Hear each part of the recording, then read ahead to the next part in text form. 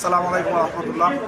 প্রিয় বিভক্ত শিক্ষক কর্মচারী ভাই বোনেরা, আপনারা জানেন আজকে আমাদের ছাত্র প্রেস ক্লাবের সামনে শিক্ষক সমাবেশ এবং সচিবালয় অভিমুখে পদযাত্রা ছিল।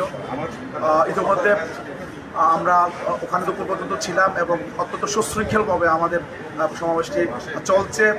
সারা বাংলাদেশ থেকে প্রায় 50,000 শিক্ষক উপস্থিত হয়েছে। আমরা পত্রপত্রিকায় রিপোর্টে দেখেছি হাইকোর্ট, মৎস্য ভবন এই দিক থেকে পল্টন পর্যন্ত পুরো রাস্তায় ব্লক হয়ে গিয়েছিল। তো প্রশাসনের পক্ষ থেকে আমাদেরকে আলোচনার জন্য আহ্বান জানানো হয়েছে। আমরা এখানে এসেছি দীর্ঘ লম্বা সময় ধরে আমাদের শিক্ষা উপদেষ্টা মহোদয় এবং সচিব মহোদয় এবং অন্যান্য যারা উপসচিব মহোদয়, অতিরিক্ত সচিব মহোদয় সহ ওনারা আমাদের সাথে বসছিলেন। আমাদের দাওয়াগুলো নিয়ে অত্যন্ত সৌহার্দ্যপূর্ণ পরিবেশে ওনাদের সাথে আমাদের আলোচনা হয়েছে। আমরা আশা করি আজকে যে আলোচনা হয়েছে, আলোচনার মাধ্যমে আমাদের দাবি দেওয়াগুলো অন্তত কিছু রইলে ইনশাল্লাহ পূরণ হবে আমরা বিশ্বাস করি। তো আমরা ইনশাল্লাহ এখন যাব আমাদের বিস্তারিত ওখানে আমরা ব্রিফ করব। এখানে আমরা বিস্তারিত কথা বলতে চাই না। আমি আমাদের জাতীয় গণতান্ত্রিক জোটের আহ্বায়ক মহোদয়কে এই ব্যাপারে এক দুই কথা বলার জন্য অনুরোধ করছি। আসসালামু আলাইকুম। আজকে আমাদের মাননীয় শিক্ষা উপদেষ্টা মহোদয়ের সাথে যে আলোচনা হয়েছে যে আমাদের বাড়ি ভাড়াটা পার্সেন্টেজ আকারে যাতে আমরা খরচ দিতে পারি এবং আমাদের মেডিকেল ভাতা সেটাও যাতে বৃদ্ধি হয় এবং শান্তি বিনোদন ভাতাও বৈশাখী ভাতার মতো একই আইনে যাতে খুব দ্রুত বাস্তবায়ন হয় এবং আমরা চাই বদলি, সার্বজনীন বদলি চালু হোক। শিক্ষা প্রতিষ্ঠানগুলো বিভিন্ন বিশৃঙ্খলা থেকে রক্ষা পাবে, সুন্দরভাবে সৌহার্দ্যপূর্ণ পরিবেশে পাঠদান করা সম্ভব। ধন্যবাদ। আমার বক্তব্য শেষ করি। Thank you. সালাম আলাইকুম। দর্শক, আপনারা দেখছিলেন জাতীয়করণ প্রত্যাশী যে জোট, সেই জোটের নেতারা কিন্তু মাত্র শিক্ষা উপদেষ্টা অর্থাৎ সিআর আবরারের সঙ্গে সভা শেষ করে তারা এখন বের হয়ে যাচ্ছেন। তারা যেটি বলছেন যে অত্যন্ত ফলপ্রসূ আলোচনা হয়েছে।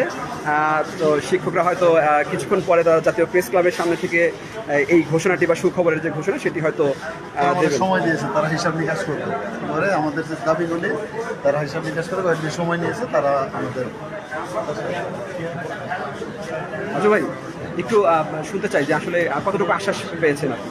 হ্যাঁ, আমাদের এখন জাতীয়করণ মহোদয়ের প্রত্যাশী একটু ব্রিফ করবেন ইনশাল্লাহ আমরা অল্প টাইমের মধ্যে। তবে আমরা বলবো যে আলোচনা ফলশ্রুতি হয়েছে এবং আমরা আশা করি।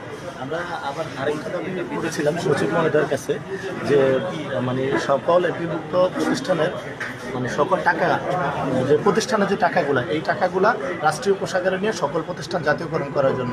পরে সচিব মহোদয় আমাদেরকে বললেন যে এ বিষয়ে আমাদের একটা প্ল্যানিং দেওয়ার জন্য বা কিভাবে এটা করা সম্ভব।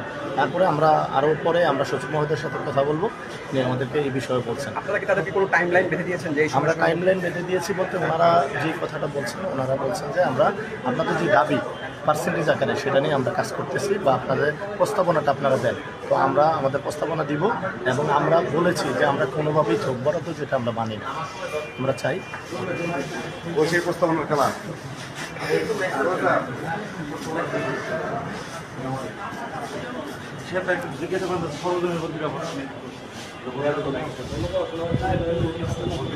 দর্শক, শিক্ষকরা কিন্তু এই মুহূর্তে লিফট দিয়ে তারা নিচে নামছেন। তারা এখন প্রেস ক্লাবে যাবেন, গিয়ে সেখানে তাদের যে আজকের আলোচনা হয়েছে সেই আলোচনা তারা ঘোষণা কী আলোচনা হয়েছে এবং কতটুকু আলোচনা আশ্বাস দিয়েছেন বা কী অবস্থা সেটি হচ্ছে আশা হয়তো সেই বিষয়ে বিস্তারিত ঘোষণা দেবেন।